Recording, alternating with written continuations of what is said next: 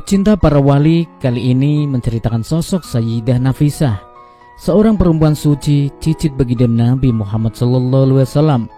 Ia seorang ilmuwan terkemuka di masanya, sehingga Imam Syafi'i pun berguru padanya. Sayyidah Nafisah hidup di tahun 145 Hijriah sampai 208 Hijriah. Makamnya berada di Kairo, Mesir. Sampai sekarang masih dipenuhi para peziarah. Di luar masjid Sayyidah Nafisah ramai menjual buku yang mengupas biografi perempuan yang disebut-sebut sebagai sumber pengetahuan keislaman yang berharga. Nafisah al-Ilmi, pemberani sekaligus abidah sahidah, tekun menjalani ritual dan asketis. Bahkan sebagian orang mengategorikan sebagai wali perempuan dengan sejumlah keramatnya. Sejak kecil Sayyidah Nafisah sudah hafal Al-Quran, dan setiap selesai membaca Al-Quran beliau selalu berdoa, "Ya Allah, mudahkanlah aku untuk berziarah ke makam Nabi Ibrahim."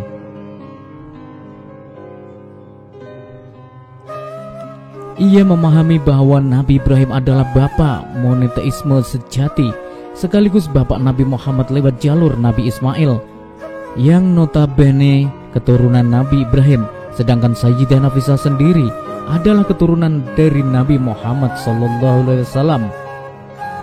Dengan mengunjungi makam Nabi Ibrahim, boleh jadi ia berharap menarik benang merah perjuangan para leluhurnya.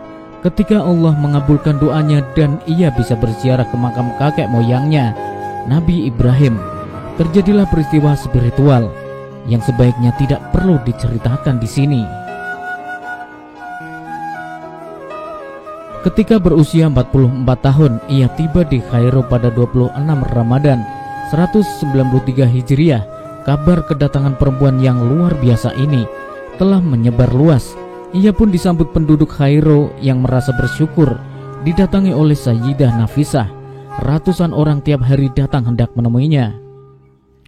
Dari mulai berkonsultasi, meminta doa ataupun mendengar nasihat dan ilmu darinya. Bahkan dikabarkan banyak yang sampai bermalam di luar kediamannya, menunggu kesempatan untuk bisa bertemu. Lambat laun Sayyidah Nafisah merasa waktunya tersita melayani umat.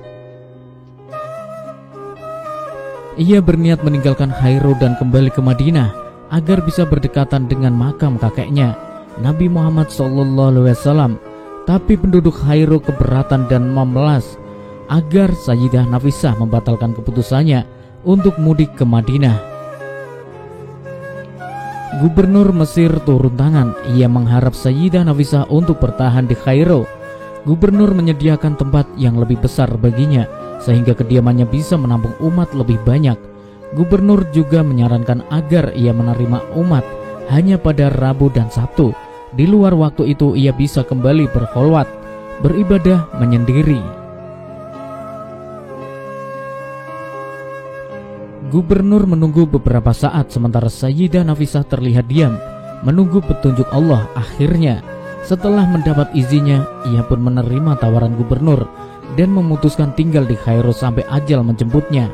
Sebelum tiba di Mesir, Imam Al-Syafi'i sudah lama mendengar ketokohan perempuan ulama ini dan mendengar pula bahwa banyak ulama yang datang ke rumahnya untuk mendengarkan pengajian dan ceramahnya.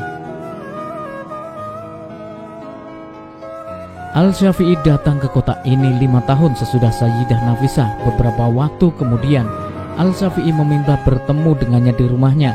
Sayyidah Nafisah menyambutnya dengan seluruh kehangatan dan kegembiraan. Perjumpaan itu dilanjutkan dengan pertemuan-pertemuan yang sering.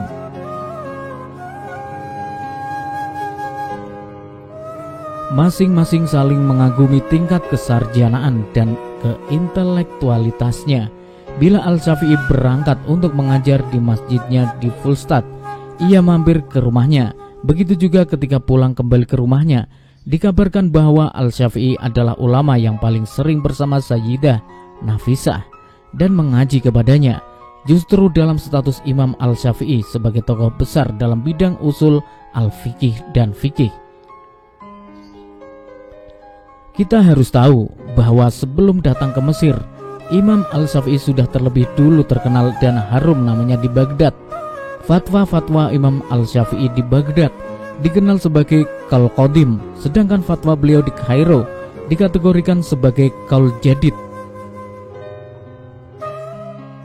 Pada Ramadan, Al-Syafi'i juga sering sholat tarawih bersama Sayyidah Nafisah di masjid ulama perempuan ini. Begitulah kedekatan kedua orang hebat ini. Manakala Imam Al-Syafi'i sakit, ia mengutus sahabatnya untuk meminta Sayyidah Nafisah mendoakan bagi kesembuhannya. Begitu sahabatnya kembali, sang imam tampak sudah sembuh.